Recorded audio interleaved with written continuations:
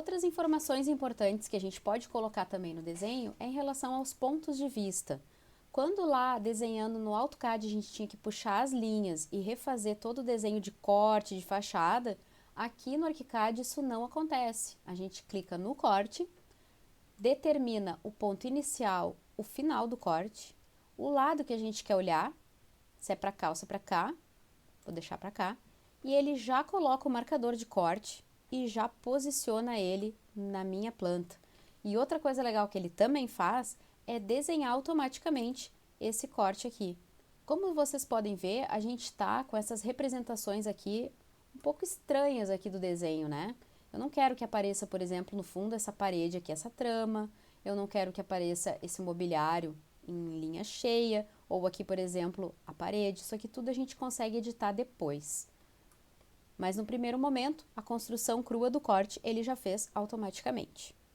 Voltando então aqui para a planta baixa, a gente consegue editar esses marcadores do corte, selecionando ele, colocando Ctrl T. Vai abrir aqui as opções desse marcador. A gente escolhe se ele vai ser limitado. Isso aqui são tudo tamanhos de marcador, o tamanho que a gente quer que ele apareça. A gente pode escolher o tipo de marcador aqui que a gente quer. Se quer que ele apareça durante todo o desenho ou somente nas pontas, geralmente eu deixo nas pontas. A gente consegue mudar também o símbolo de marcador e o estilo. Por exemplo, esse estilo aqui de duas linhas que é o mais simplificado. Vou dar um OK. Então a gente ficou com esse estilo aqui, mais simplificado de marcador. A gente dando um clique aqui nele e Ctrl T. Aqui a gente consegue editar o ID de referência para deixar, por exemplo, somente como corte A. O nome pode ser corte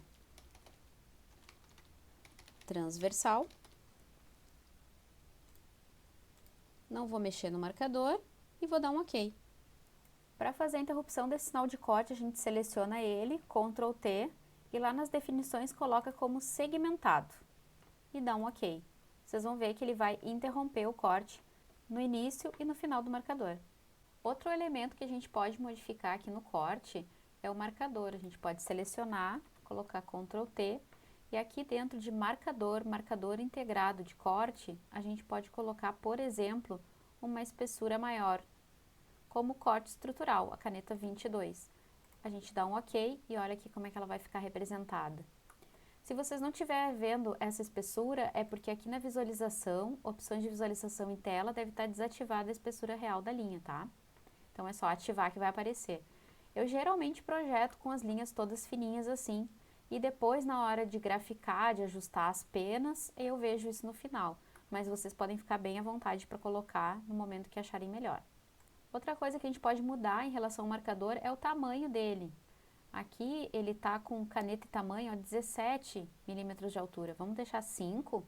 Agora, se a gente for lá em visualização e ativar a espessura, vocês vão ver que ele está assim, marcando ali os dois pontinhos do corte.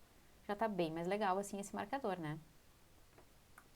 Se por acaso o desenho de vocês não tiver com essa linha de interrupção aqui e essa linha de interrupção, aí vocês precisam desencontrar as linhas de referência das paredes de vocês. Por que eu fiz isso? Porque aqui a gente tem uma parede de drywall e aqui a gente tem paredes de bloco de concreto. Então a gente não pode conectar essas linhas. Por isso que eu deixei assim, para a gente ficar com essa intersecção aparente. Em relação ao nível de detalhamento dessa bacia sanitária, só clicar nela, colocar um Ctrl T. Se tiver diferente da minha, sugiro que vocês coloquem aqui como nível de detalhe baixo. Por exemplo, ele pode ser o completo, ó, e aí ela vem com todos os detalhes, mas para nível de graficação, na escala 1 para 50, a gente deixa no nível baixo de detalhamento e já vai estar atendendo as necessidades da disciplina. Então é isso, pessoal, a gente viu um pouquinho mais aqui sobre a ferramenta ponto de vista, lembrando que aqui a gente também consegue fazer a elevação, a gente já tem aqui, né, as elevações, aqui tem uma, aqui tem outra, lá em cima tem as outras.